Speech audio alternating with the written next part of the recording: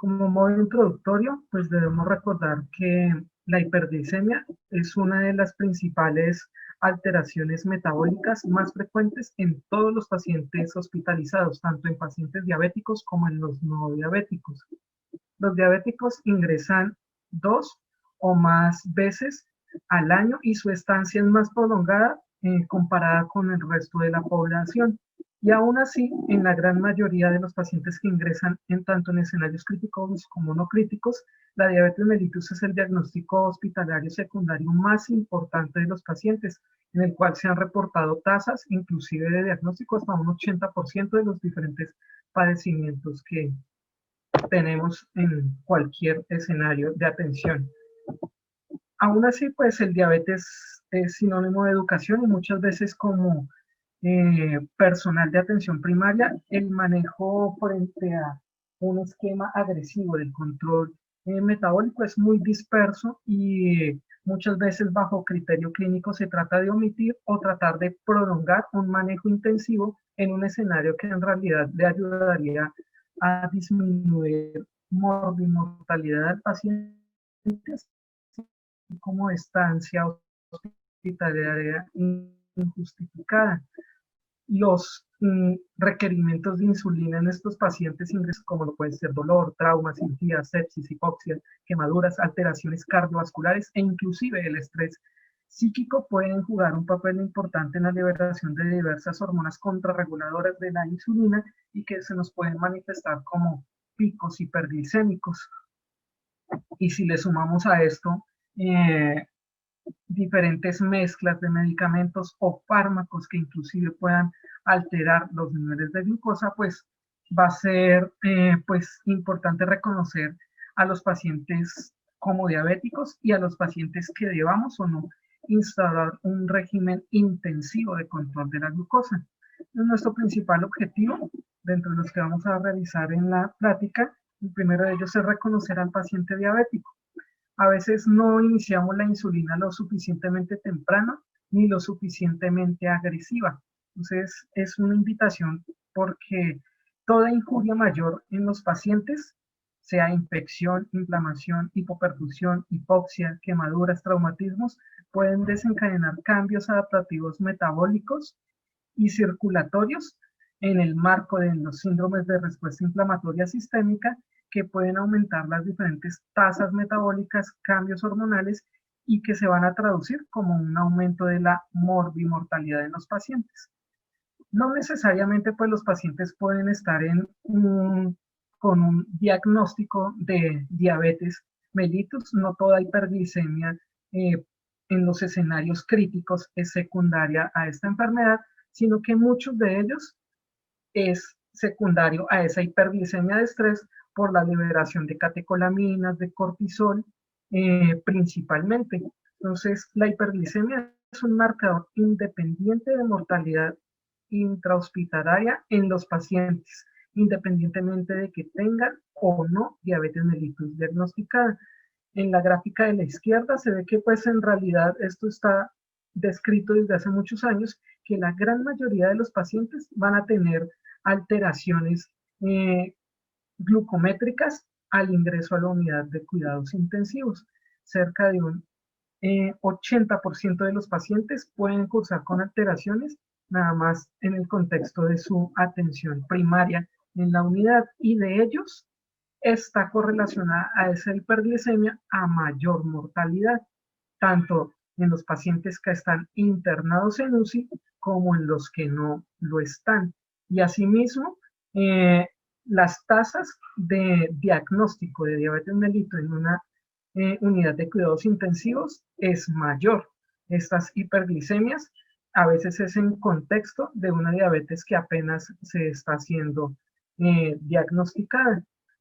Recordemos que la diabetes eh, puede producir graves consecuencias, principalmente incrementar grados de isquemia cerebral, retrasar la cicatrización de las heridas, aumenta frecuencia de infecciones, empeora el pronóstico de la enfermedad primaria de atención en los pacientes, guían a alteraciones hidroelectrolíticas, a desbalances del volumen intravascular, a acidosis láctica, disminución del flujo cerebral, alteración del estado mental, retrasos en el vaciamiento gástrico, e inclusive disminuyen con el clearance de los diferentes fármacos, y esto nos va a llevar pues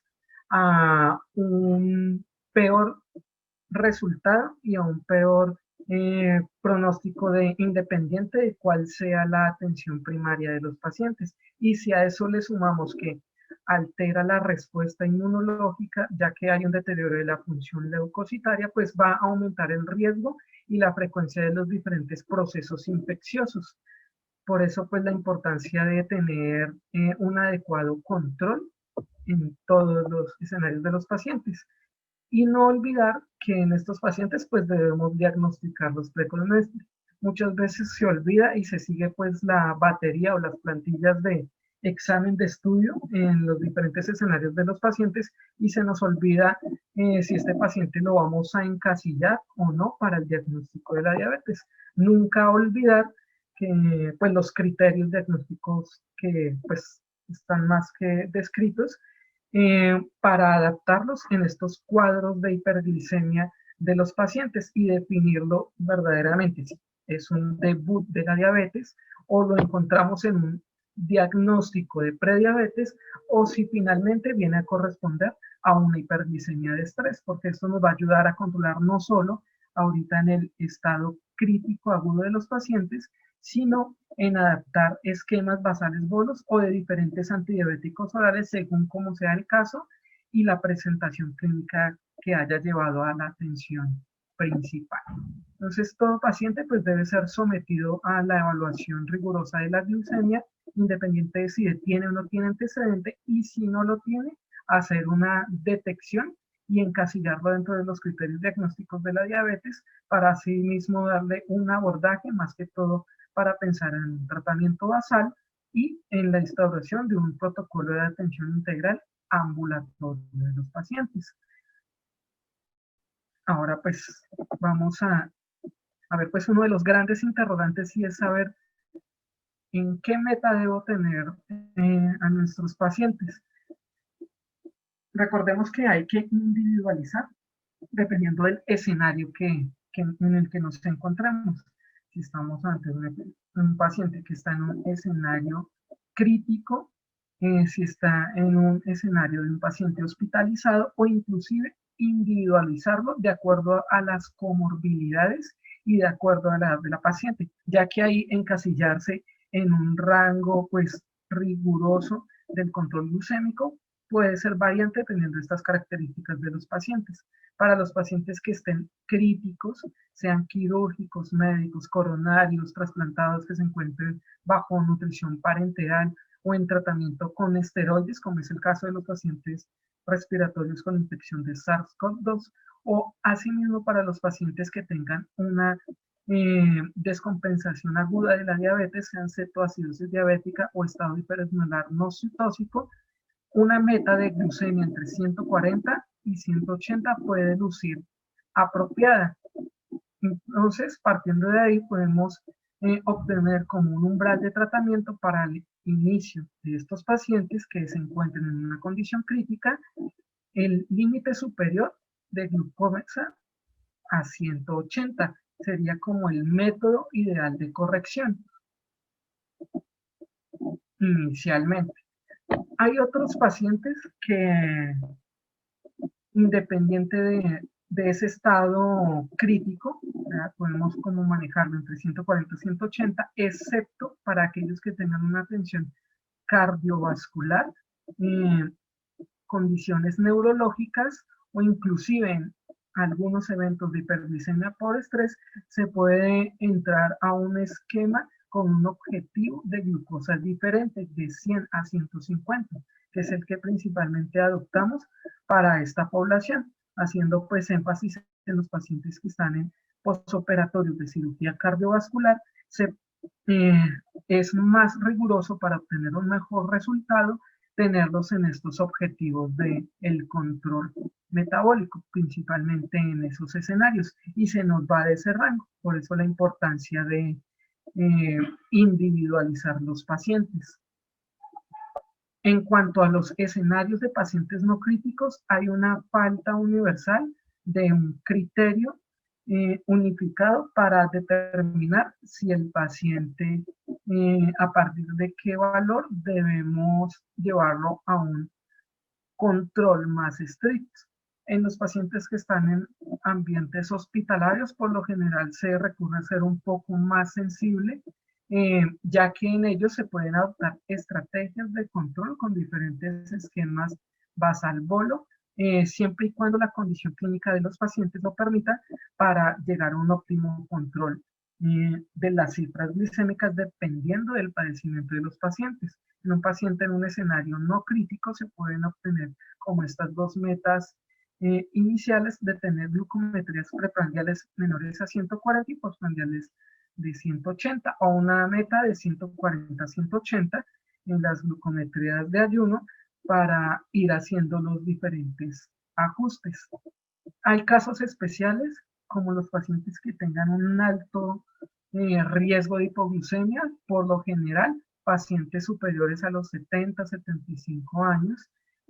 o pacientes que tengan una muy corta expectativa de vida, o inclusive los pacientes con enfermedad renal crónica en terapia sustitutiva de la función renal, se pueden considerar inclusive límites superiores hasta 200, 250 para determinar si este paciente verdaderamente se beneficia de un control intensivo de metabólico de la glucosa. Entonces, pues volviéndonos más al paciente que está en el escenario crítico de una unidad de cuidados intensivos, debemos pues saber a quién le vamos a poner una infusión, un goteo de insulina. Entonces, idealmente las infusiones de insulina se dejan para los pacientes que tengan una complicación aguda de la diabetes, una urgencia hiperglicémica, sea la cetoacidosis diabética o el estado hiperosmolar no cetósico, pacientes que estén bajo nutrición parenteral total o nutrición enteral total, uso de esteroides, sea bajo pulsos de dosis medias o altas, o uso intermitente de equivalentes a dosis medias o altas, como es el caso de los pacientes con SARS-CoV-2, que el equivalente de la dexametasona es como a un pulso de dosis media de metilprednisolona. Entonces son pacientes que idealmente el descontrol metabólico deben ser manejados bajo infusión de insulina, siempre y cuando se individualice la meta. Inclusive para estos pacientes, independiente de la edad, se puede considerar como un marco de 140 a 180 para óptimo control metabólico y superior a 180 para considerar el inicio de una infusión de insulina asociado al uso de esteroides de altas dosis, o para aquellos pacientes que estén hiperglicémicos y que estén en estado de ayuno, que lleven más de 24 horas de estado de ayuno, se puede también considerar para el adecuado control metabólico y principalmente para prevenir el entrar en un estado de producción de cuerpos cetónicos. ¿Cómo se debe iniciar la infusión de insulina? Esta información pues es sacada de nuestro protocolo institucional. Sabemos que pues en Colombia el uso de corrección con infusión de insulina va a ser siempre con insulina cristalina, aunque la insulina glumicina sí tiene estudios que han demostrado que puede tener un igual beneficio que la insulina cristalina. El INVIMA no lo tiene autorizado en el país para uso de infusiones intravenosas. Entonces, las mezclas de infusión de insulina deben ser preparadas con solución, con insulina cristalina. Y generalmente lo que se hace es que se prepara a un equivalente de una unidad por cada centímetro cúbico. Lo que se preparan son 100 unidades de insulina cristalina en 100 mililitros de solución salina para así poder iniciar la infusión. Recordemos las características de este tipo de insulina, que sería pues la insulina de acción pues rápida, nos va a permitir que vayan a tener unos picos plasmáticos de 1 a 2 horas. Por eso la importancia de que una vez se categorice el paciente para dejarlo con una infusión continua de insulina, estar haciendo la monitoría glucométrica horaria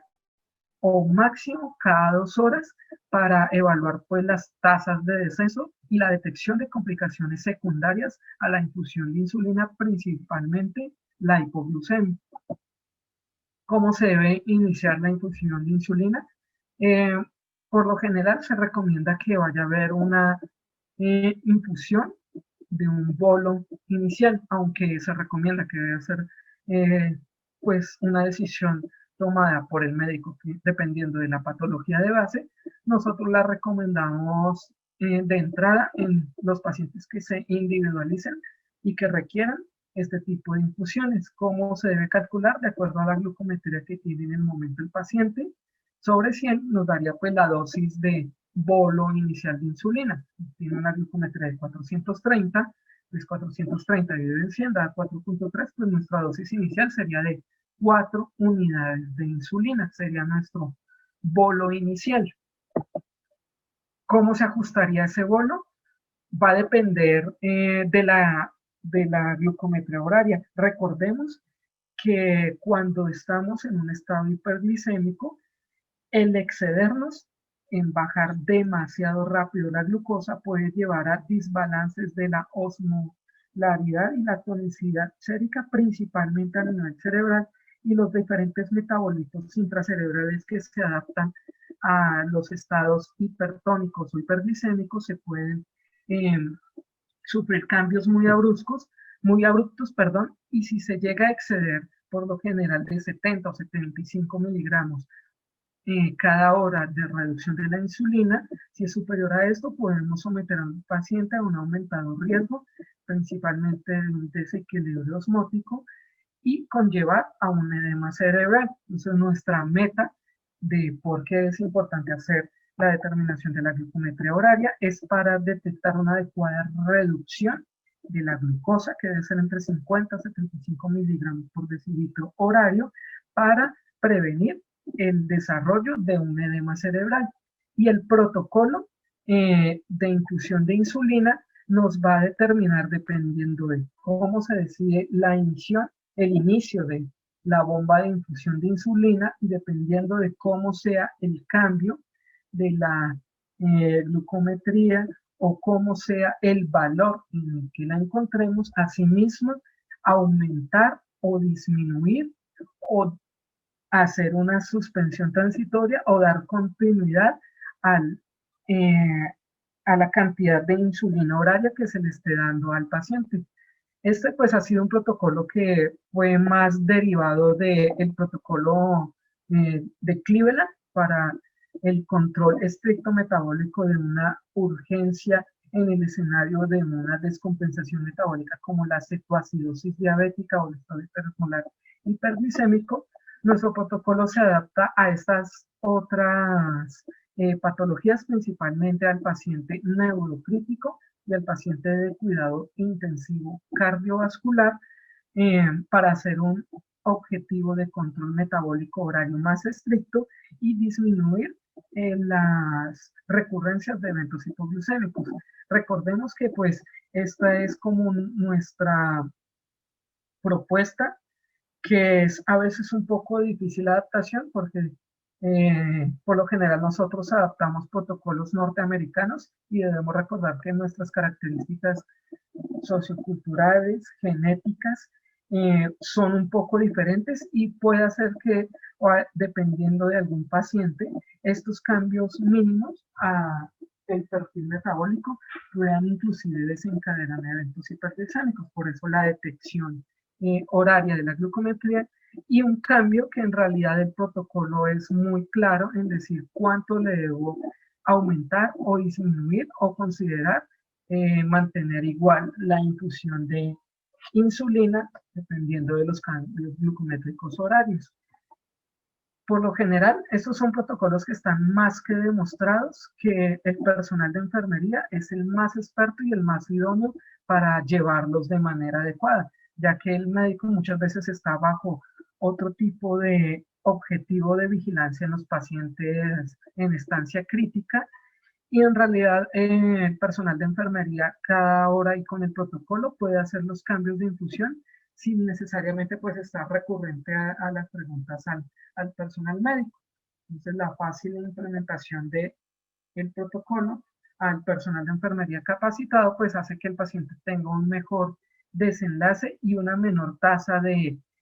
eventos hipoglucémicos, y de otro muy importante, y es el rebote o que no se haya adecuadamente llegado a un estado de resolución del evento que llevó a la crisis hiperglicémica, esto principalmente en los estados de descompensación metabólica, porque muchas veces nos encasillamos al objetivo de disminución con infusión de insulina y olvidamos de que los pacientes, después de que han bajado los niveles de glucosa inferiores a los 250, le debemos estar suplementando solución destrozada para que vaya a haber una adecuada gluconeogénesis a nivel hepático y vaya a haber una disminución de la producción de cuerpos cetónicos, porque muchas veces llegamos al paciente con 100 de glucometría, suspendemos la infusión de insulina, pero nunca se le dejó solución glucosada, y lo que encontramos es que a las 12 o a las 24 horas nuevamente el paciente está con 300, con 400 de glucosa, porque no se ha hecho una adecuada suplementación en los casos de urgencias como son las cetoacidosis o los estados hiperosmolares. Esto es diferente en los pacientes que tenemos en estado neurocrítico o en estado de cuidado cardiovascular posoperatorio o en las hiperglicemias de estrés, porque en estos pacientes no tienen esa aumentada producción de cuerpos cetónicos y no es necesario la infusión de soluciones de destroza para prevenir una hiperglicemia posterior a la suspensión de la infusión de insulina. Entonces el protocolo pues es adaptativo y ya de acuerdo a cada cambio de la infusión de insulina es como se debe hacer el manejo. No olvidar que en los pacientes que están ingresados en los escenarios críticos, que tengan otro tipo de descompensación metabólica, principalmente la cetoacidosis diabética o el estado hiperosmolar hiperglicémico, pues es un manejo multidisciplinar, que la insulina es solamente un paso dentro de la atención. Recordar que estos pacientes deben tener una adecuada reanimación hídrica, siempre y cuando evitando los estados de sobrecarga volumétrica y también la corrección adecuada y óptima de los desequilibrios hidroelectrolíticos,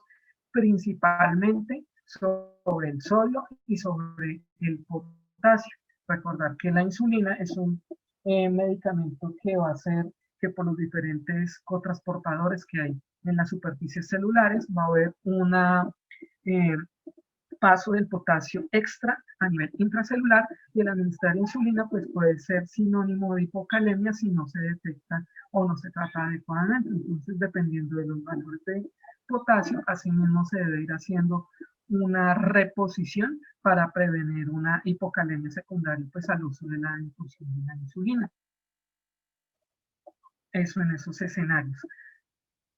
¿Cuáles son las complicaciones más frecuentes? Pues la complicación primaria pues es la aparición de una hipoglucemia. Entonces el protocolo también es claro de cómo tratar la hipoglucemia y cómo abordarla dependiendo de el valor y dependiendo muchas veces de la aparición de los síntomas adrenérgicos o neuroglucopénicos. Y en estos pacientes, pues es importante que no se debe considerar el hacer un retiro o una suspensión definitiva de la insulina. Lo que se debe hacer es una detención transitoria, temporal, corrección de glucometría o corrección, perdón, de los niveles de la hipoglucemia, o hacer un control o un chequeo rutinario de glucometrías con una suspensión transitoria del goteo de la insulina y luego reiniciarlo, como lo dice el protocolo. Si es un paciente que tiene una glucometría entre 70 a 100, lo que se va a hacer es una suspensión temporal del goteo de la insulina, hacer control glucométrico cada 30 minutos, y cuando la glucometría esté mayor a 100, pues hacer un chequeo cada hora, y se debe reiniciar cuando sea superior a 140, a la mitad de la infusión que tenía previamente a presentar el evento de hipoglucemia. Cuando son estados de hipoglucemia de 70 miligramos o menos, o si el paciente tiene de 100 o menos y se acompaña de síntomas adrenérgicos o neuroglucopénicos, se debe hacer la corrección y la administración de solución glucosada y asimismo hacer la repetición glucometría y determinar el momento en el cual se deba reiniciar, según como nos lo dicta el protocolo, la infusión de insulina. Esto con miras de evitar que el paciente se haga la suspensión definitiva, corrección, no se reanude la insulina y nos encontramos ante el escenario que el paciente a las 12, 24 horas, nuevamente lo vamos a encontrar con una hiperglicemia marcada debido pues a una mala aplicación del protocolo. ¿Cuál es el otro problema? El que les mencionaba, que los pacientes que tengan goteo de insulina en contexto de una descompensación aguda de la diabetes, cetoacidosis o estado hiperosmolar hiperglicémico no cetóxico y que encontremos glucometrías menores a 200 o 250, se debe instaurar un aporte basal de glucosa para disminuir la neoproducción de cuerpos cetónicos y el rebote posterior a un estado de acidosis metabólica, que muchas veces lo observamos en los pacientes de atención crítica. Y el otro objetivo importante es determinar, según criterio médico y según estabilidad del paciente y según si nos encontramos con un paciente que tenga un estado de diabetes que requiera insulina o un estado de hiperglicemia persistente que requiera insulina basal, o en el contexto de una descompensación aguda de la diabetes, recordar que en estos pacientes esté en la adecuada remisión, que tengan valores normales de pH, de GAP y de bicarbonato, y que las glucometrías se mantengan por más de 3 horas entre 100 y 140, hacer el paso a una insulina basal. Y esa administración de la insulina basal, hay que recordar que 2 horas después de dicha aplicación es que se debe suspender definitivamente la infusión de la insulina para evitar la recurrencia 12 o 24 horas de los eventos de hiperglicemia. Pues en la próxima plática lo que vamos es hablar de cómo se deben calcular esas dosis basales y cómo se corrigen las dosis basales en el paciente que ya ha superado el evento crítico o el paciente que se encuentra en hospitalización descompensado, descontrolado metabólicamente por otra causa y que requiera solamente el ajuste intensivo de la glucometría basal del paciente, porque muchas veces lo que se encuentra es que el paciente se le inició el esquema basal de insulina y al otro día pues tuvo una glucometría de 270, 280 y lo que hicieron fue regresarlo a infusión de insulina y no aplicar un esquema correctivo basal bolo o un esquema de corrección de insulina de acción rápida que se debe individualizar de acuerdo a las características del paciente. Y es también para recurrir el uso continuo de las infusiones de insulina en los escenarios que no requieran que se reanuden nuevamente, porque puede ser un paciente que llegó con una cetoacidosis diabética, pero ya había resuelto su estado de descompensación metabólica, que los niveles de bicarbonato, GAP y pH estuvieran normales y que solamente haya sido la hiperglicemia persistente, no es sinónimo de regresar a un esquema intensivo de corrección de insulina. Entonces, como complicaciones, como conclusiones pues principales de esta parte inicial, es que se debe evitar esa inercia médica o hacer un uso un poco más racional dependiendo del contexto y el escenario clínico de los pacientes para entender las adecuadas dinámicas de la descontroles metabólicos y tomar las diferentes medidas correctivas. Reconocer y manejar adecuadamente la hipoglucemia sin suspender la infusión basal de insulina e iniciar el aporte de destroza en aquellos pacientes que tengan una descompensación metabólica importante.